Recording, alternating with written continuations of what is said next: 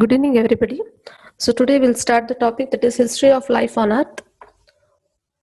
In this chapter, you are going to learn about describe about primitive Earth, discuss the theory of origin of life, that is Oparin's theory, and relate it to the changing environment on the Earth, become aware of Darwin's major contributions, modify Darwin's thought to incorporate it in Neo-Darwinism, identify the levels of organic evolution, list the evolutionary events in the history of life, and lastly, trace stages of human evolution through time.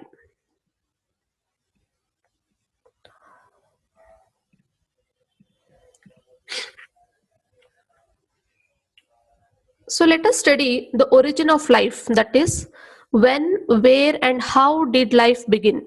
So the chapter history of life on earth is nothing but we are going to study the history of life, that is, when did the life begin, where did it begin, and how did it begin.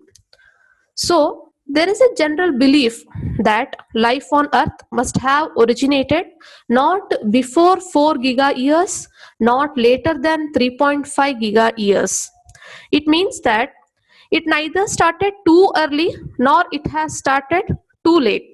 So it means 4 giga years means giga in the sense 1 followed by 9 zeros. So you can imagine so past it is. So it is neither before 4 giga years nor it is later than 3.5 giga years ago.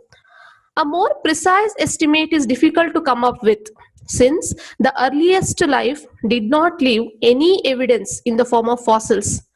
That is, we can just say that it has started between 4 giga years to 3.5 giga years, but it is very difficult to come up a particular estimation. Why? Because we don't have any evidence of life in the form of fossils. What do you mean by fossils?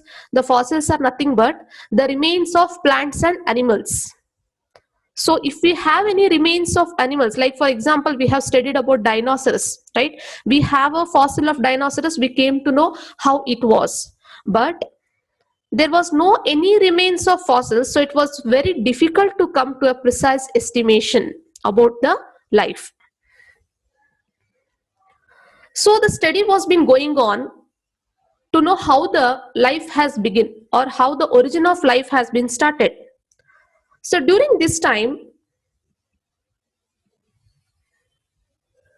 one theory was been proposed by the British biologist J.B.S. Haldane and Russian scientist A.I. Oparin. They have proposed a theory suggesting that life originated in the shallow seas where important organic compounds were there. So they just suggested that life has begun in a shallow sea which consists of organic compounds. What do you mean by organic compounds? That is the compounds which consist of carbon, hydrogen, oxygen and nitrogen. So a sea which consists of these compounds, their life has been originated, but they have not provided any experimental evidence. Later, Stanley Miller and Harold Urey provided experimental support for this hypothesis. Since the Haldane and Oparin has just suggested that life has begun in shallow sea, but Miller and Urey has provided experimental support for this hypothesis. So what was it? We will study now. So you can see a diagram at the right side. So this was one of the experiment which was being carried out by Miller and Urey in the laboratory, right? So what they did, under laboratory condition, that is we'll at the next point, that is under laboratory condition, they successfully produced what that is amino acids. They successfully produced amino acids. How? By passing an electric charge, stimulating the lightning through a flask containing methane, ammonia, hydrogen in a solution. It means that you can see a round flask here, right, which consists of CH4, ammonia NH3, water H2O and hydrogen H2. Imagine this flask as a sea, shallow sea, right, and they are passing electric charge to this flask. So here electric charge is nothing but the lightning during the thunderstorm. In nature, the lightning, so here we are providing artificially the electric charge. So due to which, by passing the condenser, there is a production of amino acids. You can see at the below, amino acids detected, right? So why amino acids? Because amino acids are the building blocks for proteins. It is by the proteins which give rise to the life. So Miller and Urey has came to the conclusion that it is because of the lightning charges, when they strike the organic compounds, they produce the amino acids from which the life has been originated. So this was one of the experimental support to the Haldane and the Oparin.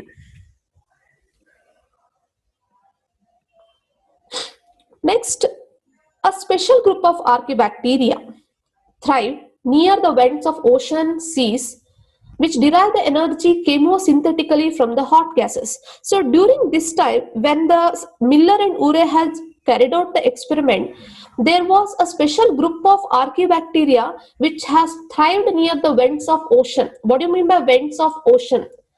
Vents are nothing but they are the hot spots of the ocean. They are the very high temperature spots of the ocean where they found the bacteria called as archaebacteria.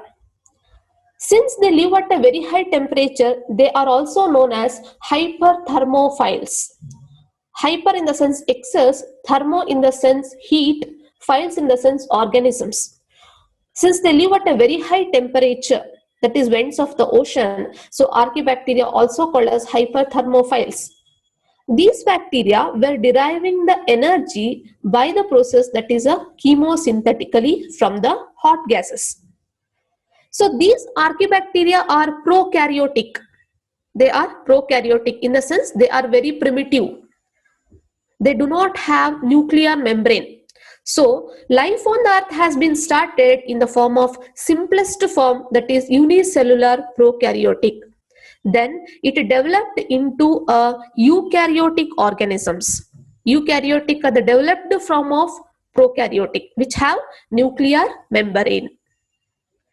Later, there was a sudden increase development of the organisms, that is about 600 million years ago. There was a great, almost we can say explosive diversification of life into multicellular organisms. That is, these eukaryotic organisms, suddenly there was explosive diversification into multicellular organisms. So biologists call this period as a Cambrian explosion. So what do you mean by Cambrian explosion? Cambrian explosion is nothing but there is a sudden explosive diversification of life into multicellular organisms. So biologists call this period as a Cambrian explosion. So from where, that is from archaebacteria, there was a development to the eukaryotic, from eukaryotic to the multicellular organisms. Finally, the fossils were being found. The fossils, that is the remains of plants and animals and lower living beings, lastly they provide the evidence for the sequence in which different kinds of living organisms came to exist on the earth. It means we say that prokaryotic developed into eukaryotic, eukaryotic developed into multicellular. How did we come to know? This all came to know by the fossils. So the fossils has provided the evidence for the sequence in which the different kinds of living organisms came to exist on the earth. So till now we studied about the how the life has begun. Now we will study the diversity of life which is resulted from the evolution. What do you mean by diversity? Diversity means we have variety of organisms on this earth. So why do we have so much variety of organisms? It is resulted basically from the evolution. So diversity means in what sense? First, it is biodiversity. What do you mean by biodiversity? Means we can see diversity in the plants, animals and microbes. Bio is nothing but life, diversity in the nothing but variations. We see different kinds of plants, different kinds of animals and microbes on the earth. So that is nothing but biodiversity. Secondly, the biodiversity is also because of commonness. What do you mean by commonness? Commonness, like we share some common characteristics between humans and a rat, horse and tiger. Like we have same characteristics with the rats. Like most of the animals will walk with the four legs. Most of us will carry out the reproduction process, right? So this is a commonness. All the organisms will respire on the earth. So this is one of the commonness. Though we have commonness, but again we have diversity. Lastly, the diversity of life is because of variations. Like no humans are similar. Though we all human beings will respire, we carry out all the life processes, but no human being is similar on the earth. It is because of basically the DNA, that is a genetic material which is carried out during the reproduction process leads to the variation in the human beings.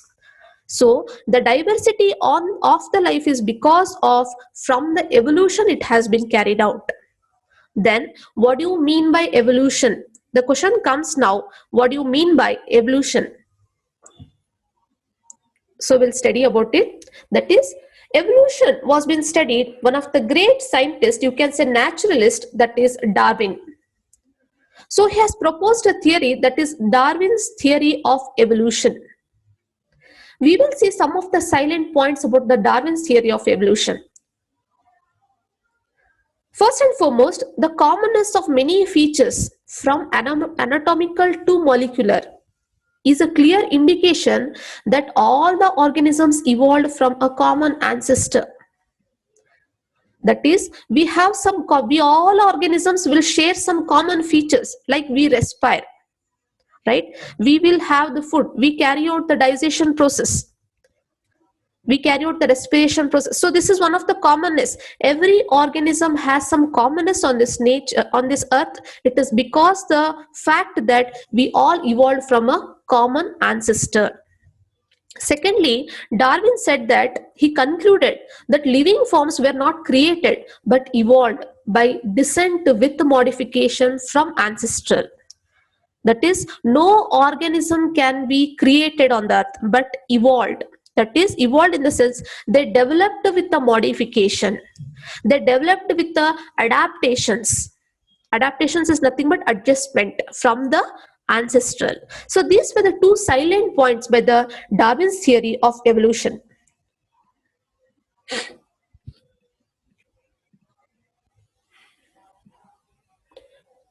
Darwin also suggested two very important points with regard to the evolution. What are they? First one, all living beings are related through ancestry. We all living beings which are on the earth, we have one ancestors. We have our ancestors. We are going to study at the last about it. So he said that all living beings are related through the ancestry. Secondly, the mechanism which cause diversification of species from the ancestors is natural selection. Very important. So it is the Darwin who told that why do have so much diverse of the species on this earth? It is because of the one phenomena called as natural selection. We will study about it in detail.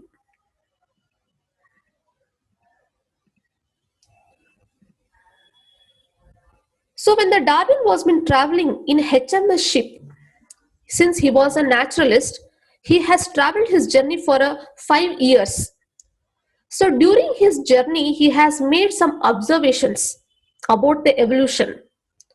So let us see what are the 4 important observations made by the Darwin. Firstly, all organisms tend to produce more offspring than possibly survive. It means that the death rate is more than the birth rate. Right? All the organisms tend to produce more offsprings than can possibly survive, since there is so much competition within the organisms to survive. So production is more than the survival. Secondly, population numbers tends to remain fairly constant over a long periods of time. So when we see for a very long period of time, the death rate will equals to the birth rate. So population numbers tends to remain fairly constant over a very long periods of time. Thirdly, organisms in a species show wide variations in characteristics. So we can see the variations within the species. So he has observed when he was in a journey in a ship for 5 years, he observed a wide variety of species in the characteristics. Lastly, some of the variations are inherited and so passed on to the next generation. So these variations, as I told you, what is the reason for the variation is because of the inherited characteristics, that is the DNA. So they are being inherited in the sense they are being passed from one generation to the next generation. So these were the 4 important observations which was being made by the Darwin during his journey. Finally, from these 4 important observations, Darwin has made following 2 deductions. They were very important. Firstly, struggle for existence in all organisms must be going through a struggle for survival, being eaten, suffering from disease and competition. The struggle for existence caused large number of individuals to die. So every organism, if it has to live on this earth, it has to go through the struggle for existence. What do you mean by struggle for existence? It means that struggle for survival. There is a competition between each and every organism for food. Every organism is being eaten by the another organism, right? Every organism will suffer from a disease and competition. So they have to go through a struggle for existence. So this was one of the most important deduction given by the Darwin. Secondly, natural selection is the same as a famous phrase that is survival of the fittest. That is, natural selection is nothing but survival of the fittest, which was been coined by the scientist, that is Herbert Spencer. Organisms with slightly less survival value will probably perish first, leaving the fittest to pass on their genes to the next generation. So we will see this in detail in the next slide with the help of an example. What do you mean by natural selection? What do you mean by the survival of the fittest? It means that an organism should have certain adaptations with the nature so that it will survive. The one who is fit will survive in this nature. So let us see this in detail with the help of example. Natural selection. So this was the second important deduction given by the Darwin, natural selection. That is, the best adapted individual were selected by nature to survive and leave offspring for the next generation. Darwin called this mechanism as natural selection. We'll see with the help of example.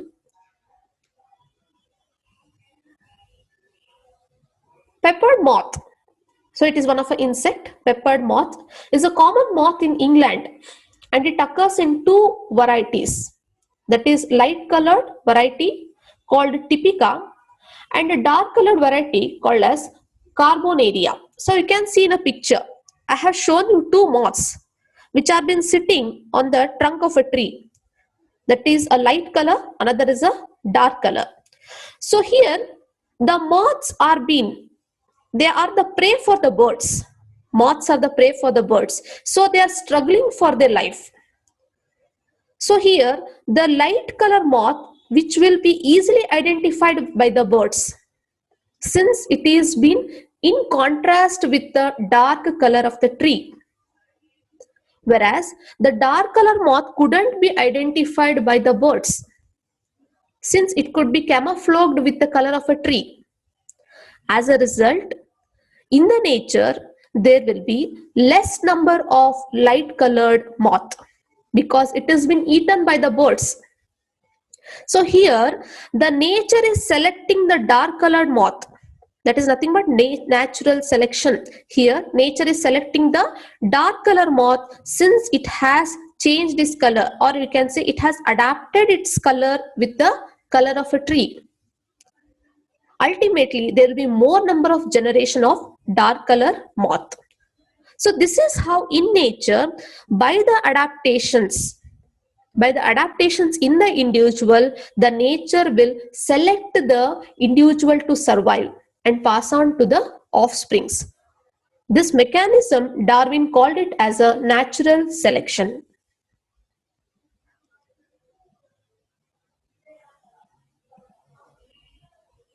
That is what I told. When these moths rest on the right colored trunk of a trees, the typical moths get nicely camouflaged and cannot be spotted by the birds that catch and eat them.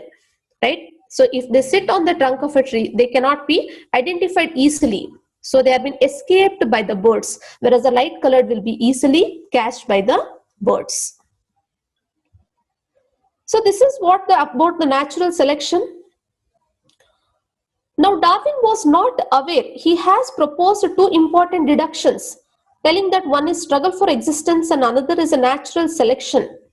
And he also told that the variation among the organisms is transferred from one generation to the another generation. But how it is been transferred, he has not told, because Darwin was not aware of genetics. So Darwin was not aware of the principles of genetics developed by the great scientist, that is Gregor Mendel. That is a few years before he has published his book, that is Origin of Species. So Darwin has already published his book Origin of Species, but he was not aware of genetics, which was been developed by the Mendel. So later, the incorporation of Mendelian genetics into the Darwinian theory by the evolutionary biologist led to the emergence of Neo-Darwinism. So what do you mean by Neo-Darwinism? It is a modified form, or you can say it is a developed form of Darwinian theory by the incorporation of Mendelian genetics.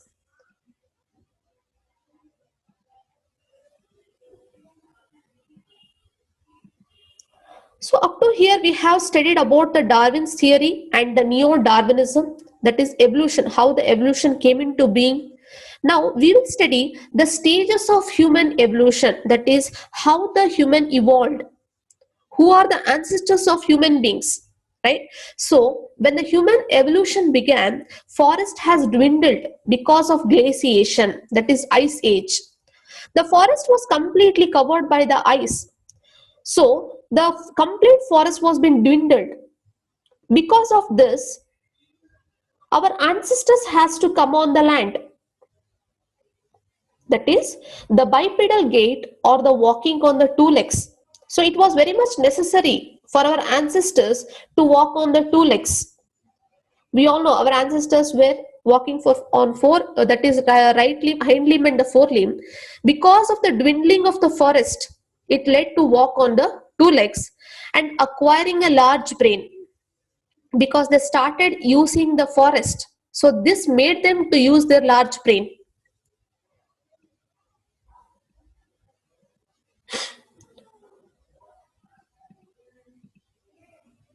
Fossils of Australopithecine named Lucy has been found in African rock deposits. So in the African rock, they had found the fossils, which was called as Lucy. So it is also called as Australopithecine. So Australopithecine is one of our ancestor who was been called as a Lucy. It was one of our fossils. Later, the deposits thereafter, that is fossils of Homo erectus, which walked on two legs. So next fossil which was been found called as Homo erectus, so they were walking on the two legs.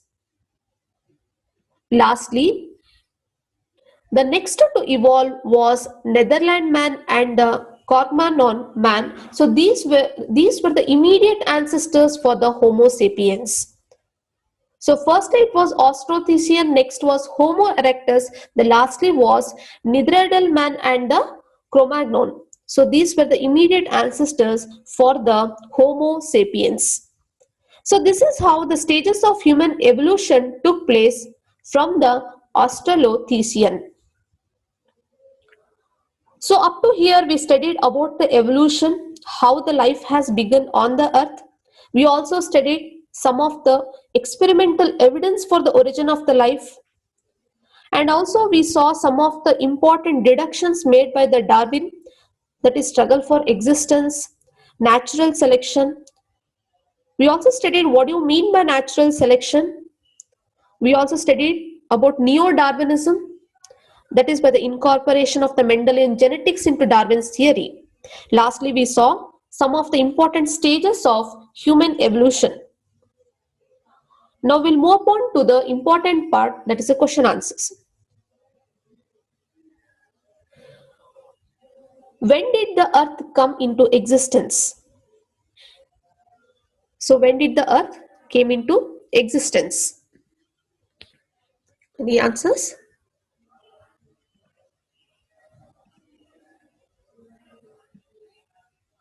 Okay, so it is 4.5 to 5 billion years ago. Why did life not exist on primitive earth? So why the life did not exist on the primitive earth? What is the reason? Right?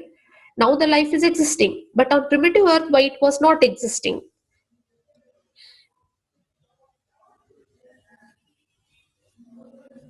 Okay, any answers?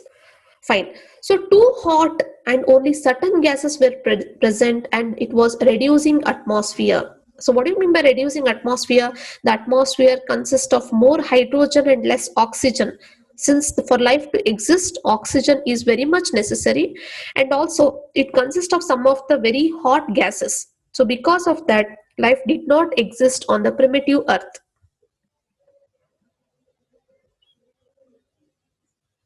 What are fossils? So we have studied what are fossils.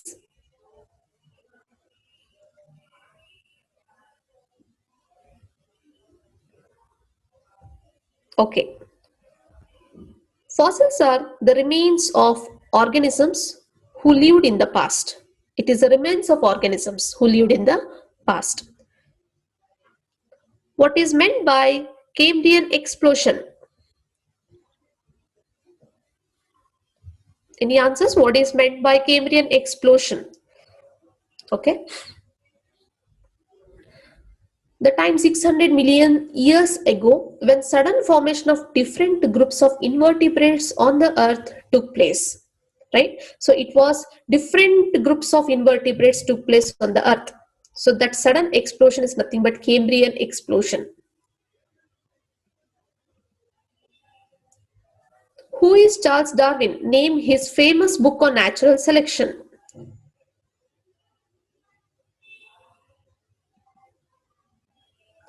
Okay. He's a founder of theory of evolution. Charles Darwin is a founder of theory of evolution. His book was Origin of Species. So he has written a book on the natural selection, that is Origin of Species. Mention his two major contributions. So two major contributions done by Darwin, Charles Darwin. Firstly, all organisms are related through ancestry. So it was one of the major contributions. Secondly, the mechanism of evolution is by natural selection. So it is a Darwin who told that evolution is basically because of the mechanism of natural selection.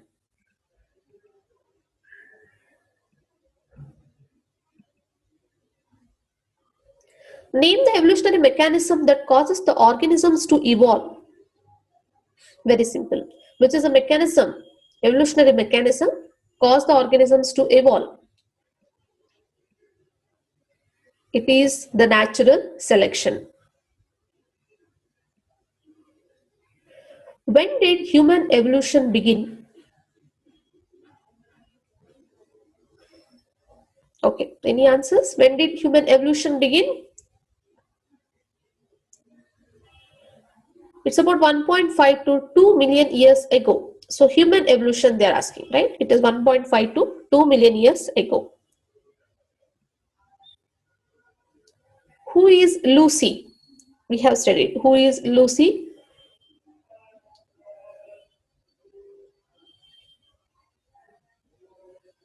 Any answers? Okay. It is Australopithecus. One of our ancestor name, that is Australopithecus, which was been found in the rocks of Africa. Write the scientific name of Cro-Magnon and Neanderthal man. So what is the scientific name?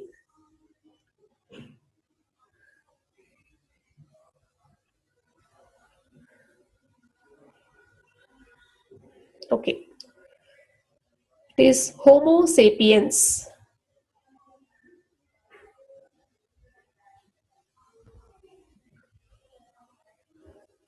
Which group of animals do humans share their immediate ancestors? Which group of animals do humans share their immediate ancestors?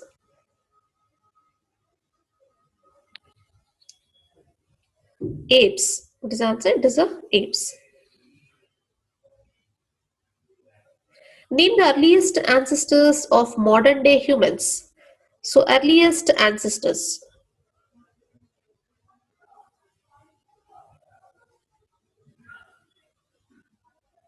Australopithecus.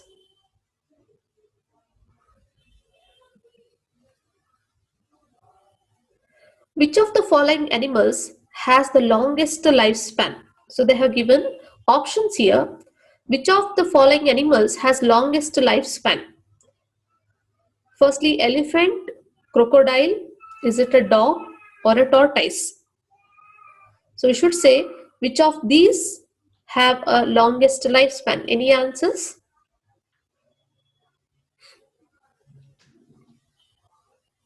Okay, Varsha. It is tortoise, exactly. So it is a tortoise. Tortoises generally have lifespans comparable with those of human beings, and some individuals are known to have lived longer than 150 years. Because of this only, they symbolize longevity in some cultures such as China. So some of them use tortoise as a longevity symbol, especially in China.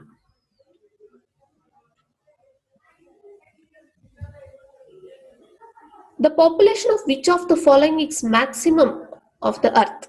So which of these organisms, which are given options, have a maximum population on the earth? Is it fishes, beetles, reptiles, or birds?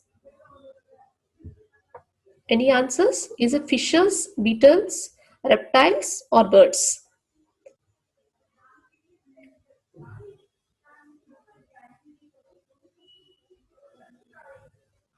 Okay, so it's option 3, reptiles.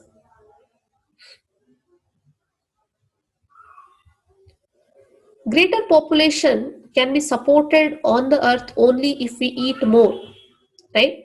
We will have a greater number of population on the earth only if we eat more. Is it mutton, eggs, plant products, or beef? So which of these following if we eat will have a greater population?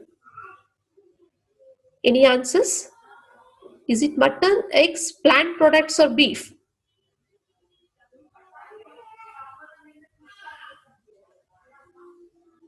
Okay, so it's a third option, that is, yeah, very good, Varsha. It is plant products. In the food chain, meat products stay at the top. So when you have a food chain, right, the meat products always stay at the top. Even at the current levels where deforestation and the forms of destruction of vegetation has been rampant, plant products can sustain an extended population base. So it is the plant products which will always support the more population, though the meat products stay at the top of the food chain. So if we eat more plant products, they will be greater in the population.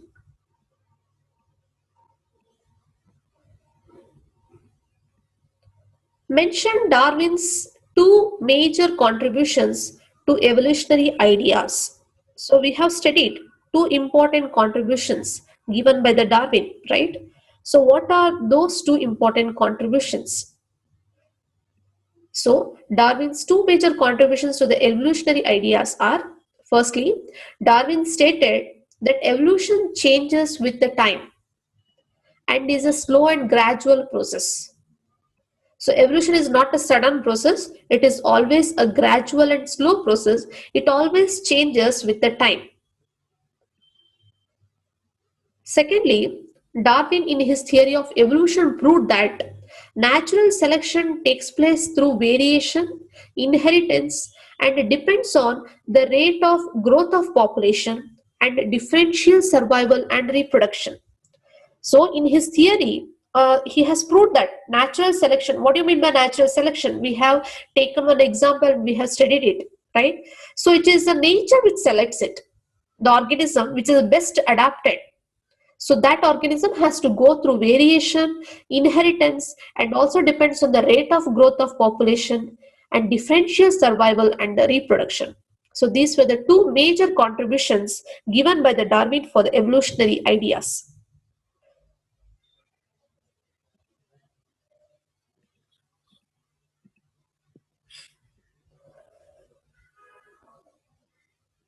List the five major events during geological time period beginning from origin of life. So you have to list the five major events during the geological time period beginning from the origin of life, right? So you may begin with the origin of animals.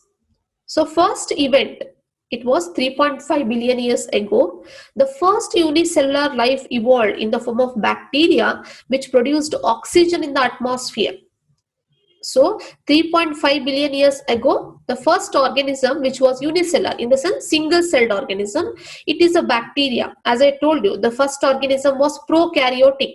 So that was a bacteria and it has produced oxygen since the earth was in reducing atmosphere. So it has produced the oxygen in the atmosphere. Second event, it was 500 million years ago, the evolution of fish-like vertebrates occurred in the water bodies. Till then, there were only invertebrates, right? So by the 500 million years ago, this was the second event, evolution of vertebrates, that is a fish occurred in the water bodies.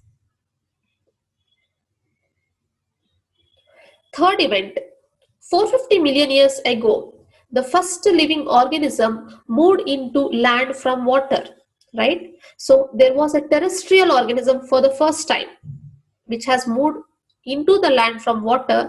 They were arthropods which further evolved to form the species like spider and scorpions. So the first class which was when terrestrial was the arthropods. Fourth event, 420 million years ago, first phototrophic life on lands evolved in the form of plants. Photo in the sense sun, tropic in the sense land, right? Phototrophic life, which was evolved first time on the earth, was the plants.